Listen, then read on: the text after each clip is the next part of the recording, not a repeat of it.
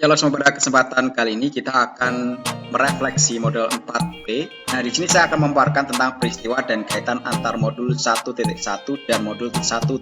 Nah, bagi saya, kegiatan yang paling penting, menantang serta memberikan pandangan baru dalam proses pembelajaran modul 1.1 hingga modul 1.2 adalah pemahaman akan pemikiran Ki Hajar Dewantara tentang filosofi pendidikan nasional yang begitu hebat.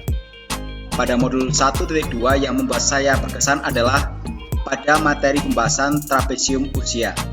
Saya merasa diajak merefleksi kembali pengalaman pada masa sekolah dari tingkat SD, SMP, SMK, S1, S2, yaitu bahwa ada kejadian negatif atau positif meskipun sudah lama berlalu, tetapi kejadian tersebut masih bisa saya ingat dan akan mempengaruhi kehidupan saya yang sekarang.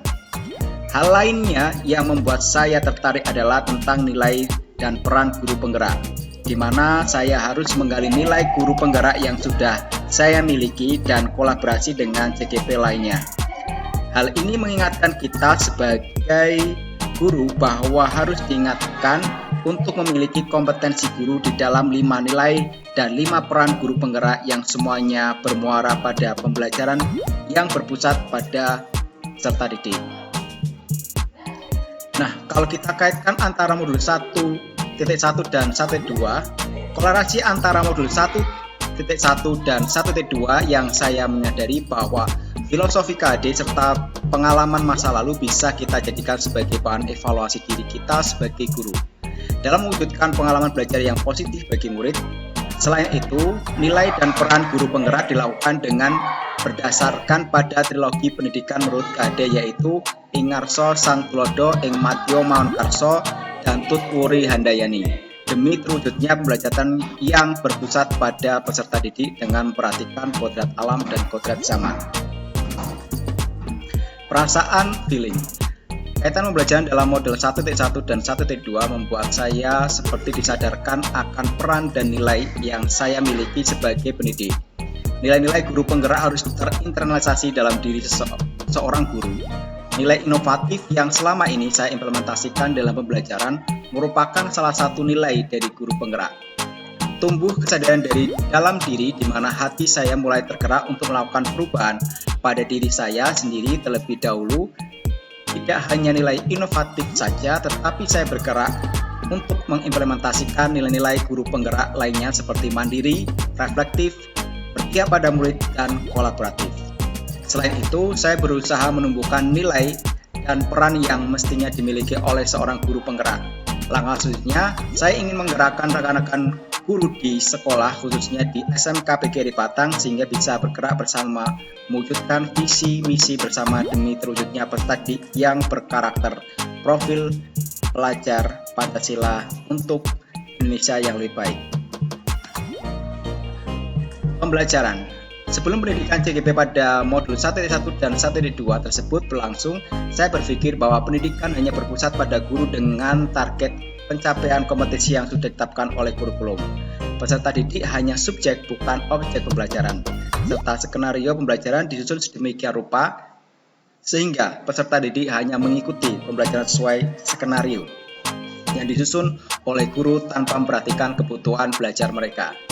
Sekarang saya berpikir bahwa guru hanya sebagai penuntun tumbuh kembangnya anak sesuai dengan kodratnya, yang sesuai dan pemikiran Ki Hajar Dewantara. Bahwa sebagai guru kita harus memahami kodrat alam dan kodrat zaman saat didik agar pendidikan bisa berjalan sebagaimana mestinya.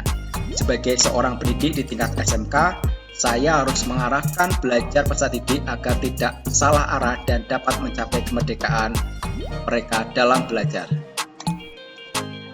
4. Penerapan ke depan atau rencana atau future.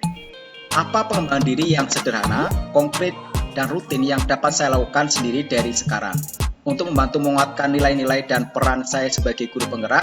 Sebagai pendidik yang memiliki dedikasi tinggi dalam dunia pendidikan, saya merasa perlu untuk terus bergerak, belajar, berkembang dengan menginternalisasi nilai-nilai guru penggerak dan perannya dalam dunia pendidikan guna bersamai belajar peserta didik. Adapun langkah lain yang akan saya lakukan dengan melaksanakan pembelajaran dengan 1. Memberikan teladan yang baik dan menjadi panutan bagi peserta didik, terutama dalam peningkatan karakter. Yang kedua, melakukan pembiasaan yang bisa meningkatkan program proyek penguatan profil pelajar Pancasila. Yang ketiga, pembelajaran yang mandiri, berpihak pada murid, kolaboratif, reflektif, dan inovatif menjadi agenda pembelajaran di kelas saya.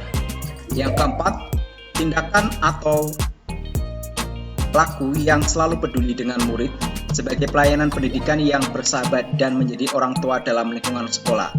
Yang kelima, menghindari pembelajaran dengan perintah, paksaan, dan hukuman yang akan mempengaruhi mental dan psikis peserta didik.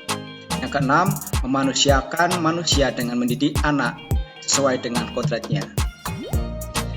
Dengan demikian, besar harapan saya bisa tumbuh dalam diri peserta didik, sehingga muncul motivasi dan kesadaran dari dalam diri siswa atau intrinsik untuk belajar dengan gembira, menyenangkan, dan memberikan pengalaman belajar yang bermakna bagi mereka. Berikan peserta didik yang elegan dengan menuntun ke jalan yang benar, yaitu sebagai manusia yang bermanfaat di lingkungan sekitar. Nah, itulah presentasi kali ini. Terima kasih. Assalamualaikum warahmatullahi wabarakatuh.